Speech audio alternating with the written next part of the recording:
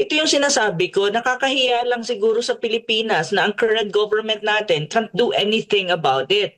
Nabasa ko yung statement ng ating Pangulong BBM at sinasabi niya na hintayin na lang daw humupa ang bagyo before pa magawa ng paraan or kapag karoon ka ng rescue operation na talagang effective. Bakit ganun? Ngayon lang ako nakarinig ng isang gobyerno na gumib up para alam mo yun, para mag-responde doon sa natural calamity na kung saan maraming ating mga kababayan ang nakita mo naman lumulubog. Bakit nagkakaganito ang Pilipinas when in fact a lot of money has been extended to that? Nasaan na yung pera? Nasaan napunta yung mga pondo na nilaan para sa flood control projects? Si Professor Ana Malindog. Uy, Prof, maupay na gabi. Si Almar sa MJ po on a Wednesday night. Maupay nga gabi, Admar and MJ, at ako'y tawag nito yung nababalitaan ko yung mga nangyayari dyan sa Pilipinas tungkol dyan sa Bagyong Christine. Grabe na ha, lubog na lubog ang Pilipinas ha, especially ang Region 8. Eastern Samar, apektado masyado, probinsya ko yan eh. Opo. So ako'y nalulungkot sa mga nangyayari. Matindi po ang fact-checker natin, Prof. Bagyo ang pinapadala para suriin kung totoo bang may mga flood control, matibay bang pagkakagawa o nadadala ba yung pera ng gobyerno sa talaga mga tangible na mga proyekto na nasusubukan po tuwing panahon ng kalamidad. Sir, ma'am, sa ganitong issue, ito po ba ay may epekto kung gaano ang pagtingin ng ibang mga kapitbahay nating bansa sa Pilipinas? Na alam naman natin na yearly ang problemang ito and yet walang nagagawang konkretong solusyon sa mga nasisirang infra projects. Oo naman, syempre, hindi lang naman sa Pilipinas ngayon na kumbaga nalalaman kung ano ang calamity at yung gravity ng Bagyong Christine at kung paano ito nire-responde ng ating gobyerno. Lahat ng karatig bansa at saka lahat naman ng nare-report naman yan sa buong mundo kung ano nangyayari sa Pilipinas at the moment. Ito yung sinasabi ko, nakakahiya lang siguro sa Pilipinas na ang current government natin can't do anything about it. Nabasa ko yung statement ng ating Pangulong BBM at sinasabi niya na hintayin na lang daw humupa ang bagyo before pa magawa ng paraan or kapag karoon ka ng rescue operation na talagang effective. Kasi nga, wala daw silang magagawa dahil sa bagyo or sa natural na sitwasyon na yan. Sabi ko, bakit ganun? Ngayon lang ako nakarinig ng isang gobyerno na gumib up para, alam mo yun, para mag-responde doon sa natural calamity na kung saan maraming ating mga kababayan ang nakita mo naman lumulubog, 'di ba? At marami ang mataas ang casualty niyan, hindi lang in terms of property, even in terms of human casualty. So parang hindi ko maintindihan. Ang tanong kasi diyan, ang laki ng pondo na binibigay sa flood control. Ilang pondo yan, ilang bilyones yan. Mula 2023, even 2022 until now. Ang tanong, bakit nagkakaganito ang Pilipinas when in fact, a lot of money has been extended to that? Even Bicol Region. Ang Bicol Region, lubog. Ang Region 8, lubog. Especially yung Samar part. Tanong, nasaan na yung pera? Nasaan napunta yung mga pondo na nilaan para sa flood control projects? On the other hand, ang sitwasyon ng Pilipinas, when you talk about bagyo, hindi na bago sa atin. Bata pa ako, siguro mga 6 years old pa lang ako, alam ko na taon-taon, bawat buwan ata, may bagyo na pumapasok sa Pilipinas. With that kind of knowledge and awareness na may ganito tayong natural calamity na nangyayari every now and then, every month sa Pilipinas, ang hindi ko maintindihan, bakit hindi magkaroon ng proactive na solusyon ang current government on this? Ang tanong ko, saan napupunta yung pera na nilalaan supposedly sa, disaster relief operation and even a flood control? Kasi hindi lang yan usapin ng flood control Usapin din yan ng tinatawag mong a response doon sa natural calamity. Like for example, asa na yung mga boats, yung mga speedboats na pwede mong gamitin, yung mga rubber boats na pwedeng gamitin dyan pag nag-rescue ka.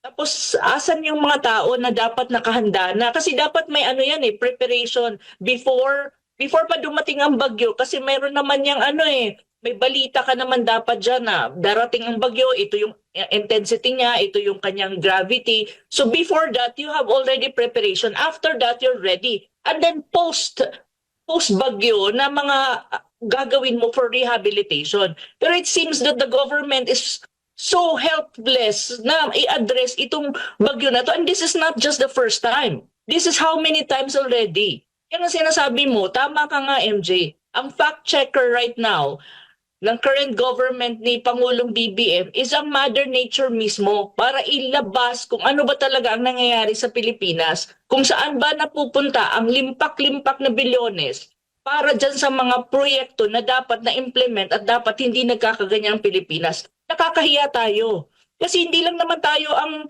nagkakaroon ng bagyo eh. Other countries, China would face the same thing. Other countries would have the same bagyo at the same typhoon. Malalakas din. Pero look how they respond and look what their government is doing. Ang bilis ng recovery, ang bilis ng ang bilis ng responde sa atin. Oh my God, yung ating Pangulo mismo nagsabi na hintayin na lang natin humupa before pa tayo makagawa ng paraan. That's really It's really frustrating and disappointing coming from a president. Pero I'm sorry, Mr. President. I mean, I'm a Filipino. Concerned ako sa aking, lalo na sa aking probinsya. I think devastated ang Samar, both the western, I think eastern and even northern Samar. That's my province eh. So yun na para bang, Diyos ko Lord, hanggang ganito na lang ba tayo? Hintayin na lang ba nating humupa ang bagyo before tayo makagawa ng paraan? So yun eh, nakaka-disappoint at saka nakakainit ng ulo. Kasi inaano ko yung mga reports na nangyayari at the moment eh. Malaking question yan na dapat tanungin ng mga Pilipino kung bakit until now, ilang bagyo na ang nagdaan under current administration this year, laging ganito ang nangyayari sa atin. At saka one more thing. When it comes to these things, there are already modern technology na dapat magbe-benchmark tayo sa paano ginagawa ang disaster relief and response ng ibang country. May benchmarking ba tayong ginagawa? Di ba kasi may pondo ka naman dyan, magbe-benchmark ka para makita mo kung paano mo susolusyonan ang mga ganitong problema. Kasi this is not new eh. This is already supposedly, na natin yan eh, experience natin yan. So kung experience mo, at least napapaghandaan mo, di ba? Kasi may mga naman tayo, may mga, dapat nagbe-benchmark ka, dapat alam mo kung ano ang mga gagawin mo before and after the bagyo or before pa yung dumating. Pero it seems na hindi ganun eh. Ang laki ng casualty ng Pilipinas with this Christina, hindi lang ito, katatapos lang nung una. Ngayon, andito na naman. Paano yung susunod? Kasi ganito talagang mangyayari na ngayon kasi you have such a problem as climate change. So expected yan. Kasi ang Pilipinas, sentro talaga ng typhoon, storm, and even lindol and even volcano eruption. So dapat ang gobyerno natin proactive, hindi hintayin na dumating at maging reactive. Proactive dapat eh. Before pa dumating, handa ka na. Before pa dumating, mayroon ka nang magagawa. At yung mga proyekto mo dapat, yung perang nakalaan dyan, dapat na-implement. Ang tanong, asan ngayon yung mga yun? Dapat i-account yan eh. Dapat ang mga Pilipino hindi tulog. Tignan nyo yung nangyayari sa Pilipinas. Natural disaster pa lang, walay na tayo. How much more sa iba pang issue? How much more gera, Prof? Nakakainis eh. How much more gera? Hindi nga natin malabanan yung typhoon eh. Makikipag-gera pa tayo, Diyos ko Lord. Hindi ko po alam kung paano ako magsisimula sapagkat isang taon na yung nakakaraan. Natetempt po ako na i-play na lang yung opening statement ko last year because it's still timely, very timely. And I remember saying na panay hearing kami dito, and I remember saying na some people would think na hanggang hearing na lang kami. And that was last year. Ngayon parang pati ako nakukonvince na rin. Mr. Chairman, nung Monday po nag-deliver tayo ng privilege speech dito sa plenaryo ukol po sa usapin ng matinding pagbaha. Ang title nga nung privilege speech natin, Anli Baha. Kaya nagpapasalamat tayo kay Chairman Revilla sa pagpapatawag muli ng pagdinig nito. Sana po itong Anli hearings tungkol sa Anli Baha magkaroon na ng pangmatagalang solusyon. Dahil yung Anli hearings mahirap at masakit din po pakinggan lalo na sa isang public servant who hails from the province of Bulacan na laging hinihingan ng resibo kung ano na yung nagawa or pupwede pang magawa doon sa aming lalawigan. Hindi po ako magtatagal sa aking opening statement. I'd rather hear the reports coming from different agencies of the government and perhaps ask questions. Tulad po ng mga nabanggit ng aking mga kasamahan at nabanggit natin dun sa privilege speech natin nitong nakaraang Lunes, nais po nating malaman yung mga sumusunod, no?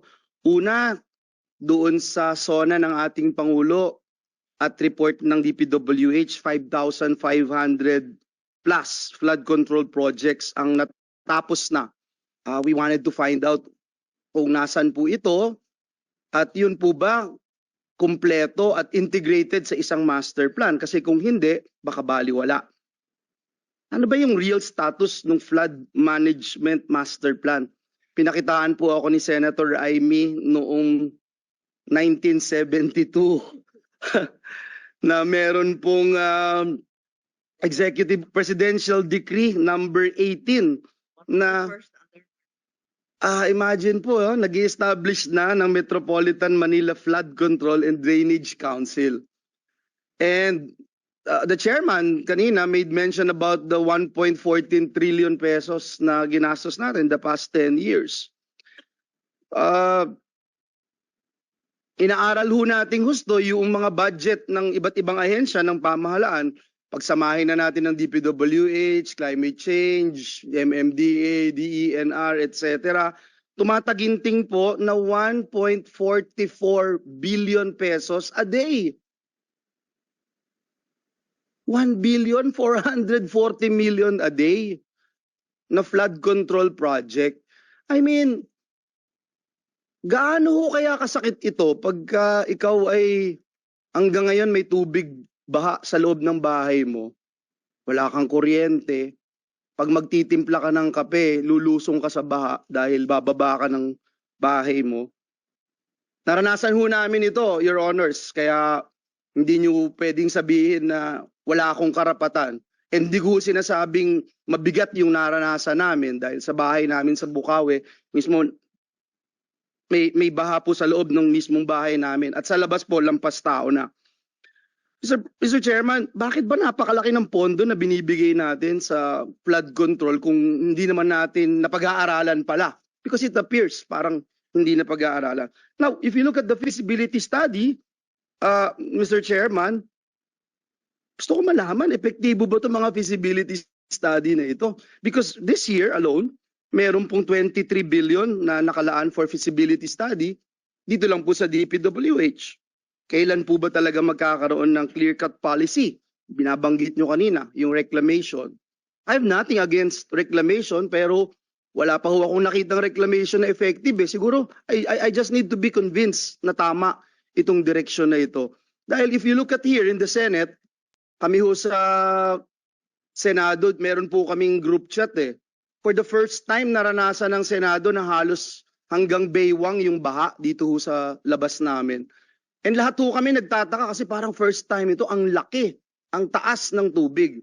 And then you look at outside the Senate, wala na yung Manila Bay, Manila Sands na.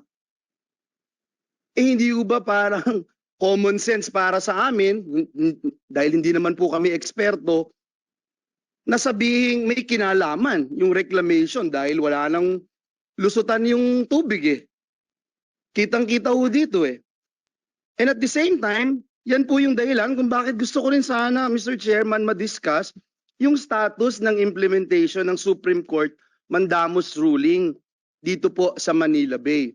Nakasaad po doon na may 13 government agencies to clean up, rehabilitate, and preserve Manila Bay.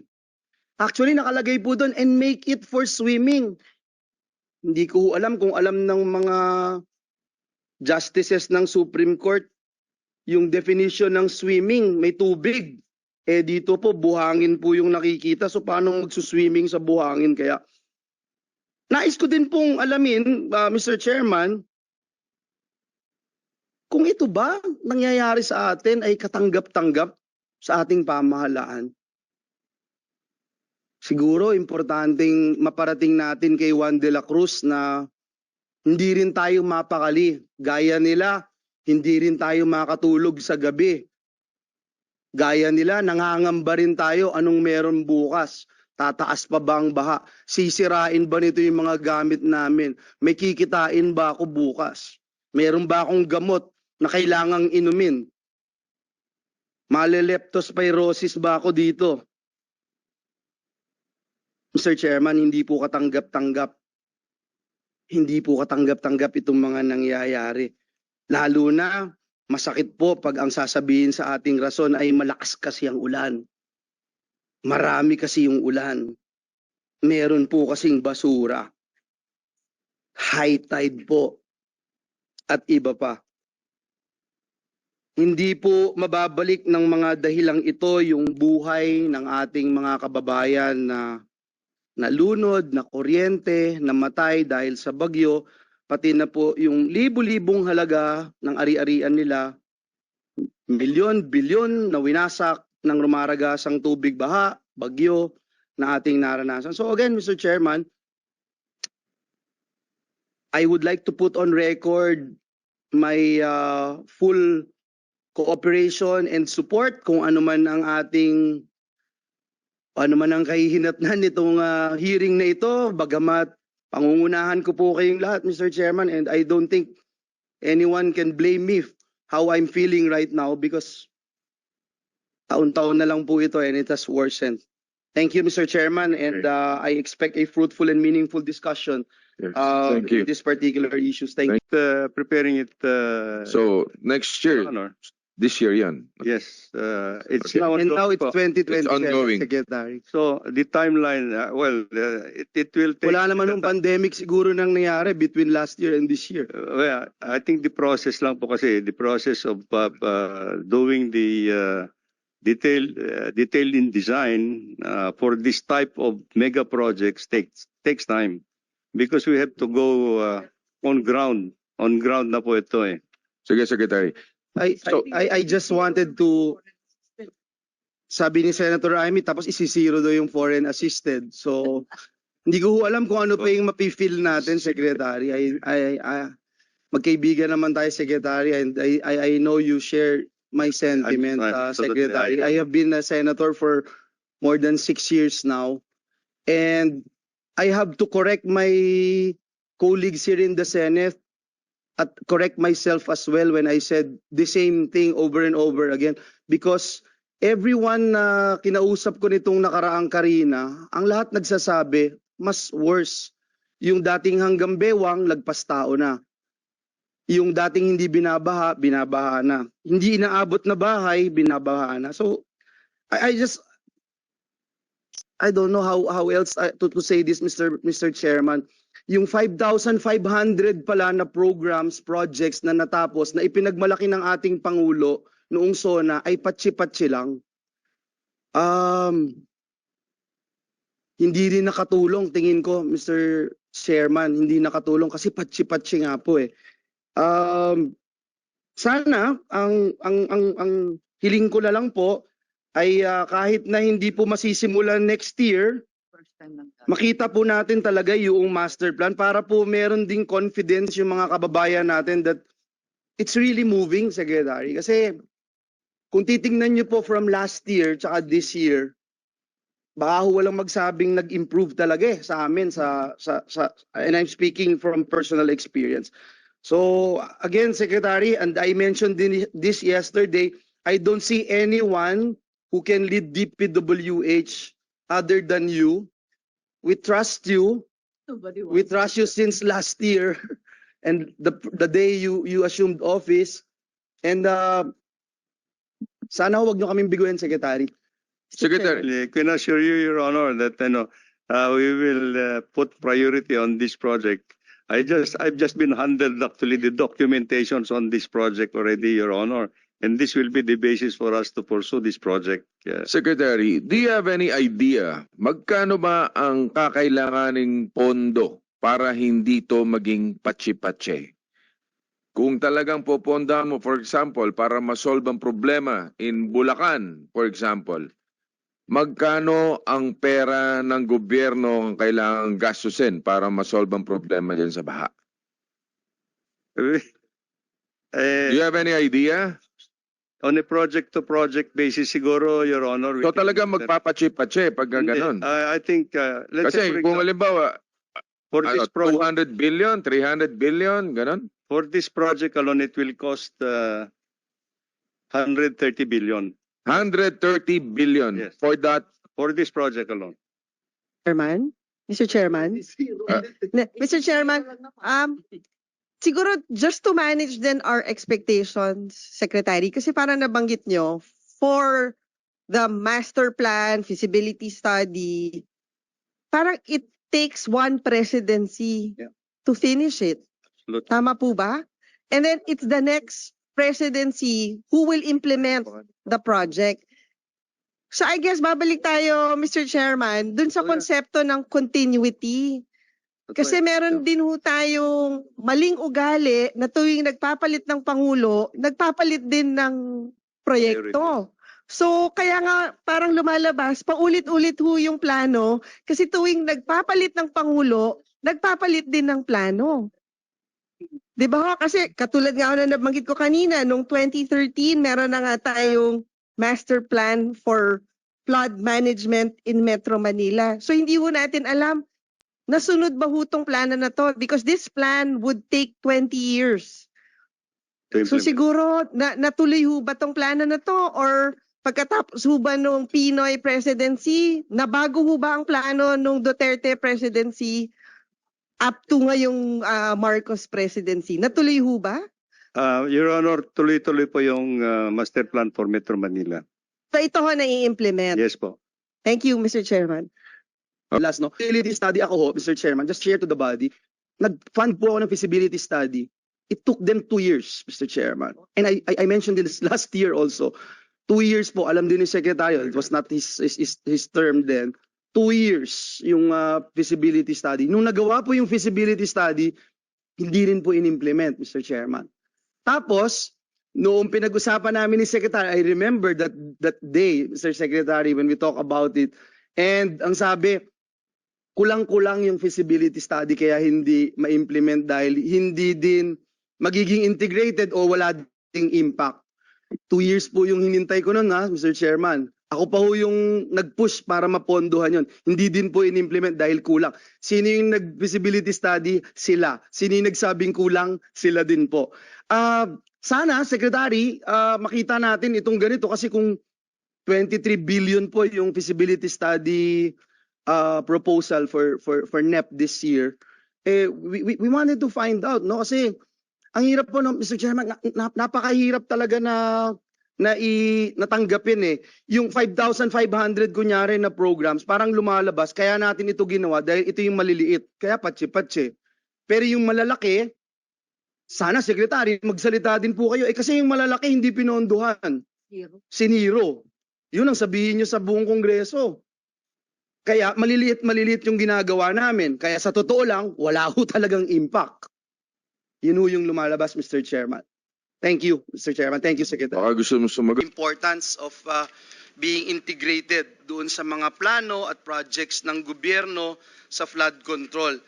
Ang capacity po of one trash truck is 20 tons of garbage. And this early morning, I watched your interview, Secretary Bonoan, and when you said 70% of the internal drainage system of Metro Manila is already silted with waste. 23 years ago, at 23 years na po ang nakalipas mula nung naipasa itong Ecological Solid Waste Management Act,